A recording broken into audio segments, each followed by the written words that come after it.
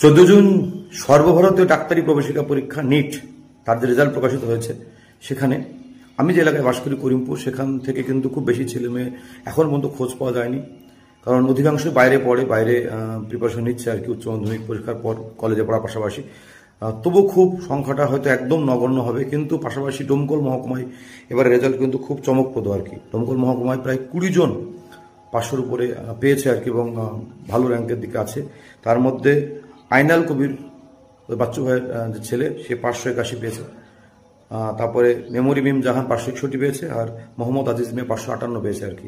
এছাড়াও আরও অনেকে 500-র উপরে অনেক আছে ডোমকল মহকুমা বা ডোমকল ব্লক, জলঙ্গি, রানীনগর ব্লকে। 73 কুশল ঘোষ এবং জিৎ মণ্ডল, এরাও 500-র উপরে পেয়েছে আর কি।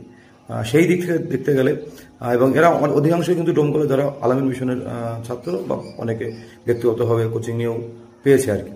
তো সেই দিক থেকে দেখতে গেলে আমাদের করিমপুরের কিন্তু নিট বা জেই মেন অ্যাডভান্স পরীক্ষা হলো, সেরকম রেজাল্ট কিন্তু হয়নি।